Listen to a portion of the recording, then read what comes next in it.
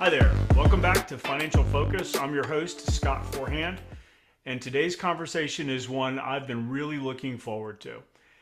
We walk and talk a lot on this show about money, retirement, protection, and planning, but at the end of the day, those things are really just tools. The bigger question is, what are we building? Why are we building it? Because if your financial strategy isn't aligned with your values, your faith, your family, and your long-term vision, then it's incomplete. And that's why today's guest is so important. I've known Patrick Slingo for years now. He's not just a colleague in this industry, but he's a friend. He's someone who operates at a very high level of professionality and runs his business truly like a business should be run. He focuses on helping families. He focuses on the underwriting, building strategies, building wealth strategies, but most importantly, he's someone who leads with faith and conviction. And that's what matters, because in today's world, there's a lot of noise around money. There's a lot of get rich quick, a lot of fear-based planning, a lot of one-size-fits-all advice, and it's not accurate. But what Patrick and I both believe, and what we're working to build through the Kingdom Banking concept and the Kingdom Club, is something very different. We believe money should be a servant, not a master. We believe financial strategies should create freedom, not pressure. And we believe stewardship, true stewardship, is about using what you've been given wisely, not just for today, but for generations. Pat and his wife Ruth have been living that out since I've known Pat and Ruth.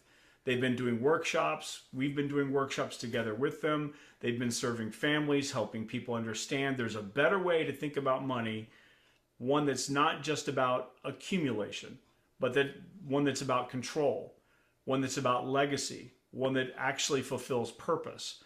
And that's what makes the conversation today so timely. On April the 24th, we're hosting our very first Kingdom Banking workshop in Hopewell, Virginia. This is something we've been building towards for a long time. It's not just another financial seminar.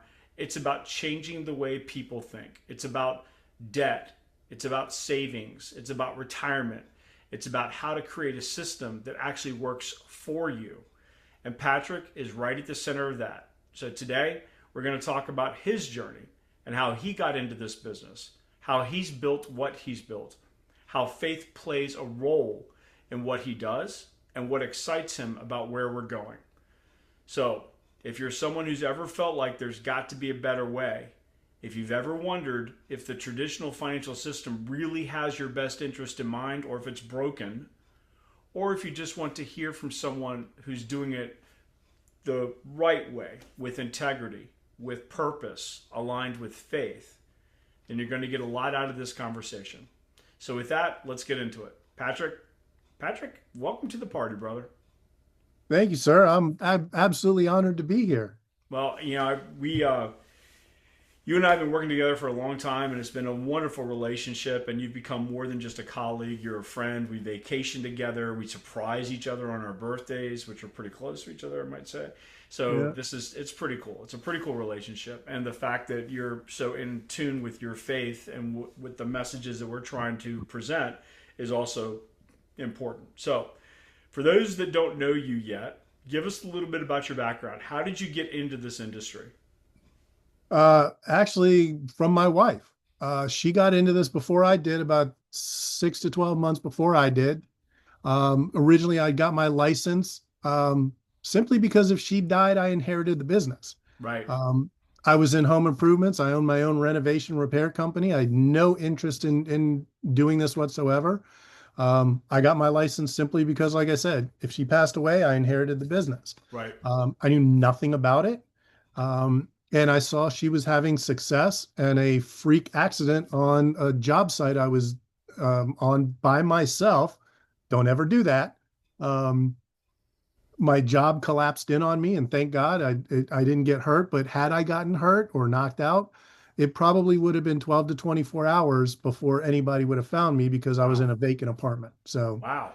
um, I figured, I had a sales background. I saw that she was having success, and I thought, okay, it's probably time at 49 years old to 48 years old to stop doing this and do something a little safer. Right. So then I started booking appointments for her, and it just kind of ran from there.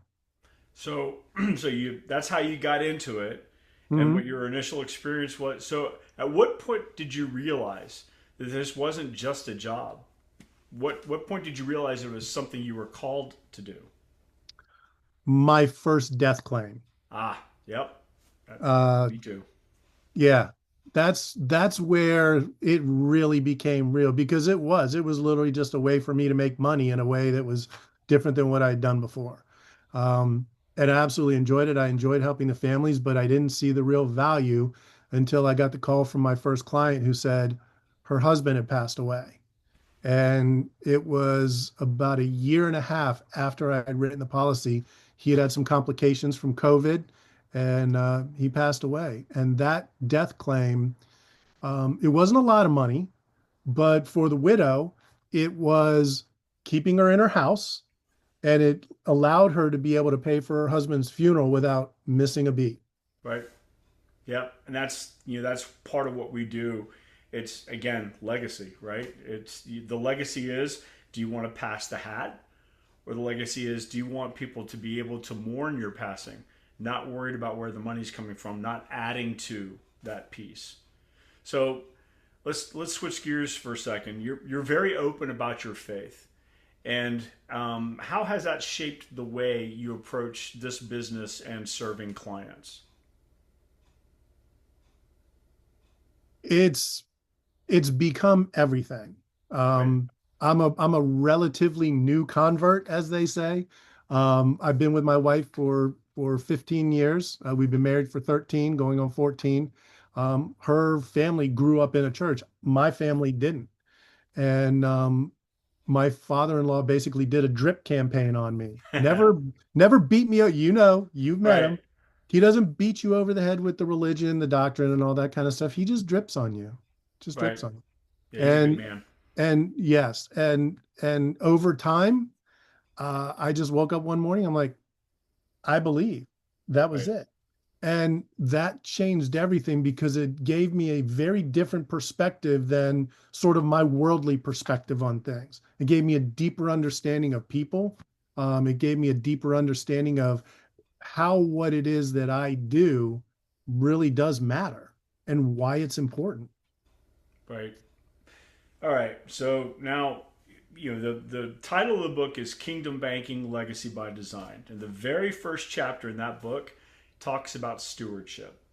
So, what does stewardship mean to you, especially when it comes to money? Wow, that's a big question. Yeah. Um, Really, for me, it's kind of the things that I've been learning. It's not my money. Right. It's his money. And so one of the things that we're faithful about is making sure that we tithe on every gain that we receive. Um, because we've got to give back to him. And what that does for us is it's actually allowed us to give more than in my own head I would think we want to give.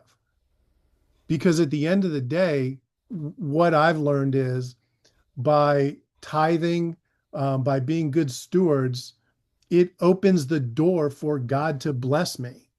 Yep. And not just financially. There are things that I am blessed with that have financial implications, but it's not always about the money. It's the tires lasting longer on your car, or maybe that gas, you're in between 10 miles, 15 miles in between exits before you can get off and get more gas. And somehow that gas miraculously gets you to the exit in the gas station.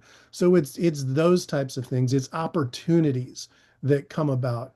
And if we're a good steward, we're going to be rewarded for those things and So you're blessed for saying those that things. God is hypermiling your car for you? I actually have a story about that. Yes, my Yep. brother and I were coming back from Florida, and yes, we were pushing the envelope, and we actually got stuck. And we're like, literally the dashes were on the dashboard because it couldn't tell you how many miles were left in the tank. And when we filled it up, it was literally filled to maybe a tenth of a gallon Ah, to capacity. So right. yes, Love it. All right. So you and Ruth work together as a team. What's that dynamic like, and how has that strengthened both your business and your marriage? Well, it wasn't always easy. Working with your spouse, especially when you're both trying to do the same thing, you can butt heads, and we Right. did. There were times I'd be working, she wasn't. There were times she was working, I wasn't. And it's like, well, why aren't you doing this? Why aren't you doing that? But what we ultimately found and what we ultimately developed was we both found our niches. We both found our groove. And that took Right. some time. Yep. It didn't happen overnight. There were a lot of conversations, some of them not always enjoyable. Sure. But at the end of the day, we have found our niche. So she really is and what we call an advanced market specialist. Right. And I specialize more in sort of the IUL and the life insurance aspect of it. And I'm interested in the other stuff, but you taught her, and she is absolutely amazing at the way she understands these things. To me, you may as well be talking Mandarin right now, but I'm working on it. Well, But it strengthened our relationship because it balances us and it takes that pressure off. We both realize that we don't know everything. She still comes to me sometimes for underwriting questions. I go to her if I've got a client that's talking about this, and I'm like, I don't think the life insurance part's really the right thing. What do you think? She's like, oh no, set him up for a discovery call. I'll take that one. yep. So it's actually made our business bigger Love it. because we're not all trying to do the same. We're both not trying to do exactly the same thing. Love it. Right on. All right. So you are a high producer and an agency owner. What do you think separates those who succeed in this business from those who struggle? Hmm. Mm. That's another big question. I think really what it comes down to is belief. You have to believe in what it is you're doing. For me, there is nothing else I would rather do. I have other hobbies and things like that I do to kind of get myself away from this. But at the same time, I have seen such the impact. I absolutely believe in it. And I believe in it so much. I have a DFL. I have a cancer policy. I have a heart attack policy. I have an accidental policy. I've got a whole life policy. I don't have a term policy, but I have those things because I believe in it. And for me, it's not about selling somebody. It's it's about finding what does that client need to make themselves financially, as you say, bulletproof, Yep. so that when something bad does happen, they're covered. And for me, that's all that matters. So I Love it. think really for an agent who's struggling, do you really believe that you have the solution and the answer that's going to help somebody else be in a better place? And at the end of the day, what that stems from is doing the work. I've got hundreds and hundreds and hundreds of clients. I put in the work and I'm getting more every day. And so you've got to put in the work to be able to build the book of business to where you're going to feel the confidence in yourself to know you can do this, be successful, and really not have a plan B. Right. Love it. As So Harrison says, go to work, go do to the work. work. That's right. Go to work. All right. So, from your perspective, what are the biggest financial mistakes you see? So, now we're going to talk about clients. What are some of the biggest financial mistakes you see uh, um, that families are making today? I would say probably the trap that every one of us has fallen into. I know you've fallen into it prior to getting involved in this. I fell into it. Money was the thing. Yep. Money was the control. Money was the God. Yep. And what it really is a tool and Yep. understanding how to best utilize that tool and not be, for lack of a better way to put it, a slave to the money, Right. chasing that money. Money is not Um, the root of all evil. Money is neither evil nor good. It's the person using the money. Right. oh, absolutely. And The biggest thing I would say aside from that is the education Right. and people understanding that and believing that. Because what I've seen is most families I've met with don't have an income problem. They have a usage problem and how they use their money. Yep. So I would That's say that's the biggest one. perfect. So that leads right into the next question. What are people not being told about money or retirement or insurance that they should know? There's I tons am of stuff all here. I know. I mean, Jesus, we could spend 30 minutes talking about that. I Right. can't tell you how many people have IRAs, 401ks, Yep. investments that they're charged fees for somebody else taking care of that. Right. Um, People don't understand the tax implications or the penalty implications of trying to utilize those things before certain ages. Um, they know it, but just like doing policy reviews with a client, they forget. Oh, you know what? I need $4,000 out of my 401k. Oh my God, it's going to cost me $5,100 to get money out for 4,000 or whatever. Um, and then of course the tax implications Right. as far as that goes. Again, it comes down to education. Right. Okay. And perfect segue. So let's talk about the workshops in Kingdom Banking. So this is what we're talking about, education. Let's talk about Kingdom Banking. What does that concept mean to you personally? Well, you alluded to it a little bit earlier. My father-in-law lately, I would say over the last 6 to 12 months, has been talking about legacy. Right. And what does that mean? We don't live our lives in a vacuum. Right. And what I mean by that is if something happens to me, then my in-laws are affected, my wife is affected, our kids are affected. A lot of folks are affected by that. And so what that sort of means to me is utilizing the principles that I'm learning in my walk that's going to help me utilize and use the tools of my finances in a better way. That's not only going to protect me, but it's going to protect my children and my children's children, my grandkids Love that it. I don't have yet. I don't have a little Scotty yet, but We're we're working working on it on there, right? it. Hey, look, we got 3 kids married this past year, I so know you're yeah, not cross checking them off. yep, we got one left. One But I left. mean that I think really there is such a lack of education and finances, things that we weren't told, but the things that we weren't told versus the things we hear all the time. Right. Go get a job, get a 401k, get an IRA, get a this, get a that, do a this, Yep. do a that. And there are so many better ways. And again, it comes down to stewardship. So many better Right. ways to protect that, not only for you, but for your children and your children's children. Right. So this is something you just mentioned the word stewardship, and this is something if you are a believer and you believe that everything on the planet, like it says in Psalms, is a blessing from Him, and that everything is His, then the money that you have is not your money; it's His money.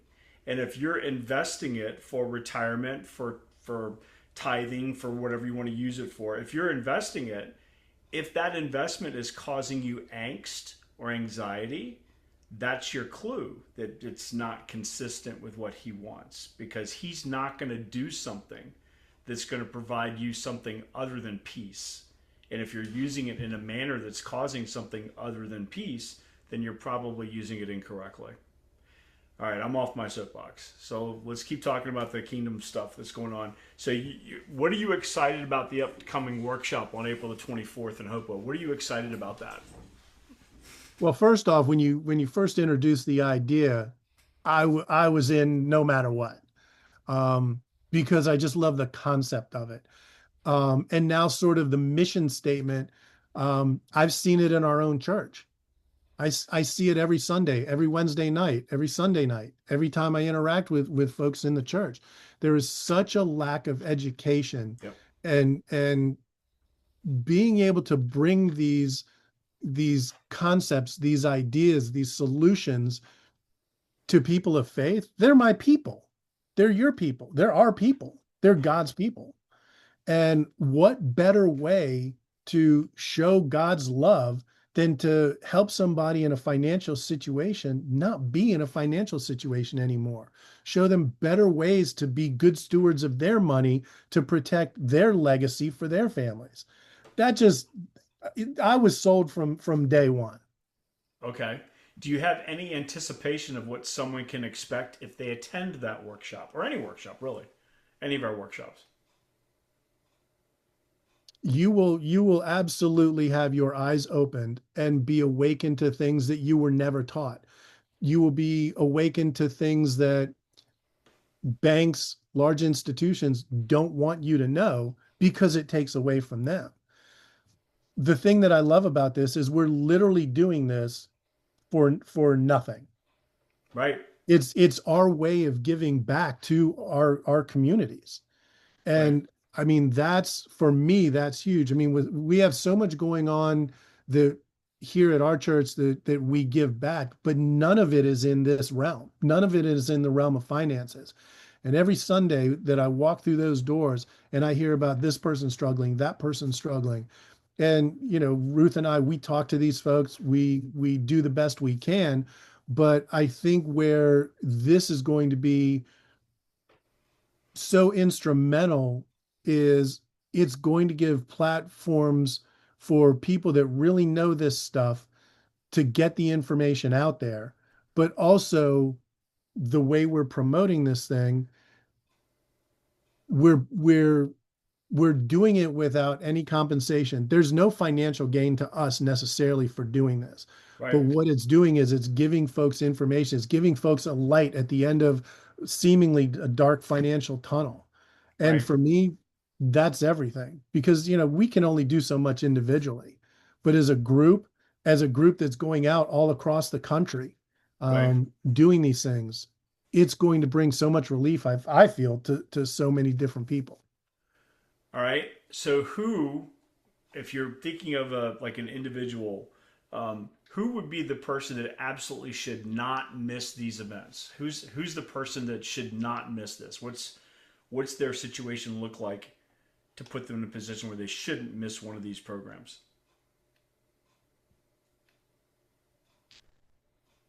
Man, Yeah. I would say anybody that ever had any question about finances, Right.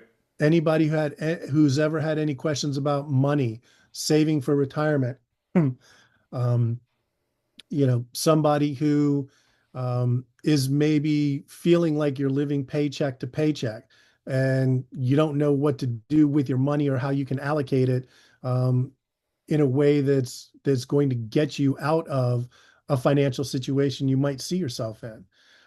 But also at the same time, maybe you're somebody with a lot of money and you just don't know what to do with it. Right. You don't know where to put it in a protected environment to where you're not losing money anymore. I mean, anybody who's ever thought I might have an issue, positive or negative, with money, you're probably going to get something out of coming to this seminar. Right. Yep. And that you just mentioned something that just clicked in my head. Someone with a lot of money doesn't know what to do with it. So, and one of my favorite tools is called a charitable remainder trust, and that allows the individual to use the money, get a tax break for it, and leave something as a legacy for whatever their nonprofit is that they want to support, a la their church. All right. So, what do you Oh, see? I do want to say something about that. Okay. It, and the reason for that is this will be clear in just a second. So I have a client Sure. that I put a policy in place for a while ago. And he called me up and he said, "Hey, I want to increase my policy." So we started talking about it. And of course, the biggest, the one of the first questions is, why do you feel you want to do that? Because I've got to know what his rationale is to see, what Right. direction to go. His rationale for doing it is He has three churches that he wants to leave at least $50,000 to when he Love it. passes away for Love it. mission work. That was a Love it. no-brainer. Yeah.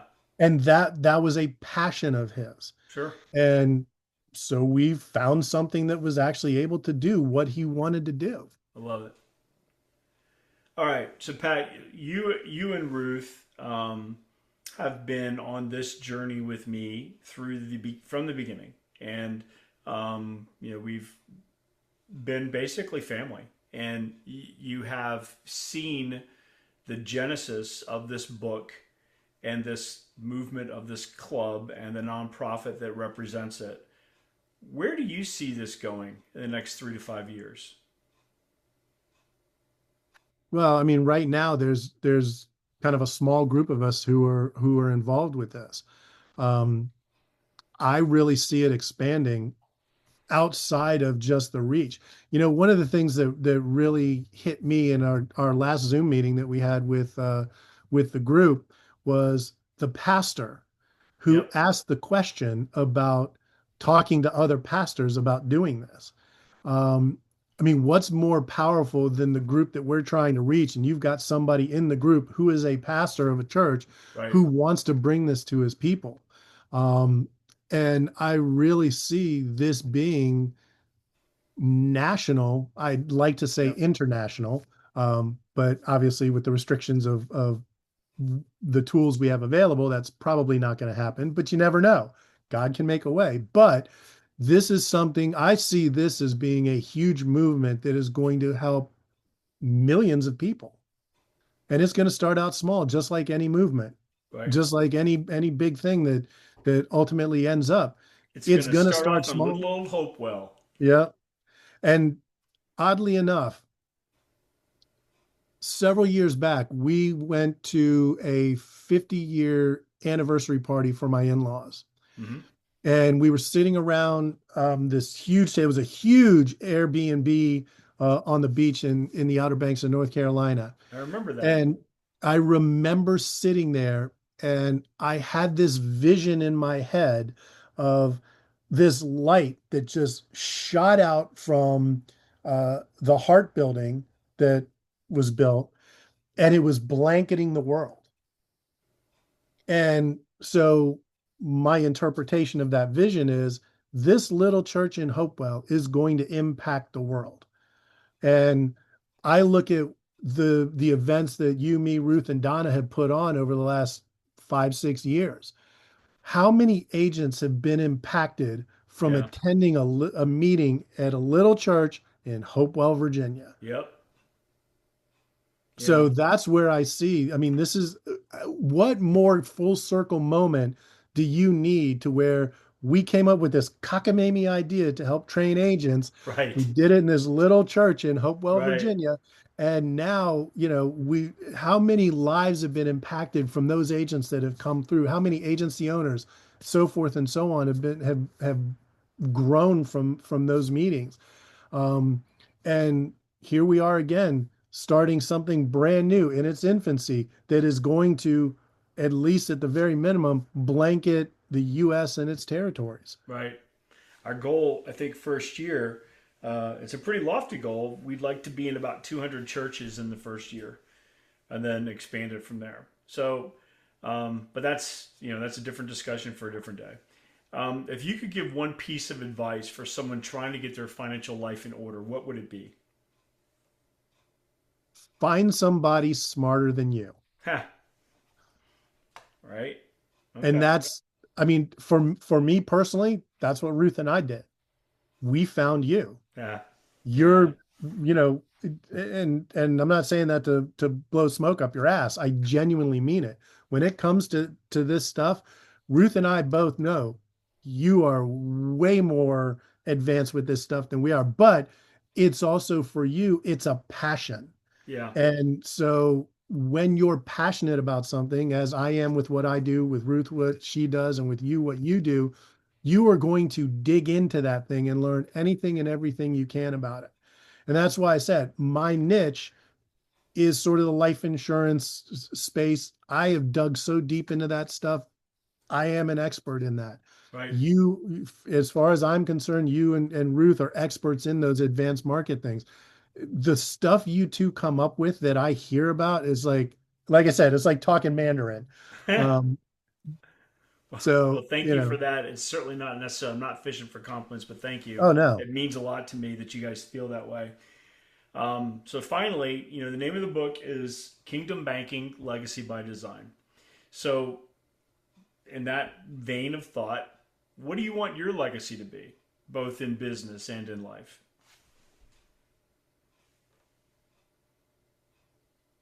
And remember, this is I, being recorded. This is oh, going I to live know. forever on the internet. Oh, I know. I think from a business perspective, well, it's actually, you know what? Business and personal. I want to feel like I left this world a better place Love than when it. I got here. Yep. That's really what it is for me because I know that every family I help, no matter what how they're helped, um, they are in a better place than when I met them. And for me, 25 times that's come to fruition. So in 8 years of doing this, 25 families have not had to suffer Right. financially because I took the time to pick up the phone, make a phone call, schedule an appointment, meet with that family, find out what it is they need. Maybe not necessarily what they want, but what they need.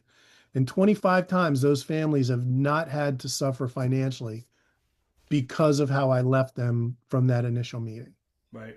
And Yeah. some of those folks have actually become friends. There are clients that I probably talk to every couple of months, Yep. um, Love on it. a fairly regular basis, and they call to check on me. Right. Love it. Like that's crazy to me. Like, The our families job is, mesh, right? They yeah, become part of your extended family. yeah. I love that side of this business. Yeah, absolutely. One of my clients, when he got his will done, I took him to his credit union so that he could get the witnesses because something was wrong with his car. Another client was a is a motorcycle mechanic, that my brother-in-law and I have used to do motorcycle repair. Um, so forth and so on. I mean, ad nauseum, like I can go through a bunch of Right. clients that, we actually have relationships with. Yeah. That's the beautiful side of this. Yeah. All right. Well, Pat Slingo, thank you so much for being a guest. Thanks for pouring into the folks that are out there. If someone is looking to try to get a hold of you, maybe wants to enlist your services, how do they reach you? You can send me an email at jpsinsurancebroker@gmail.com. I'm on Instagram at Pat Slingo. Um, and then actually, I think my website is actually patslingo.com, where you can see kind of all the things that we actually do. So, Right on. or you can just pick up the phone and give me a call. Right on. All right, it was Slingo, thank you very much for being here. Hope you have a great rest of the day, and we'll see you next time. Bye. Yes, sir. Bye for now.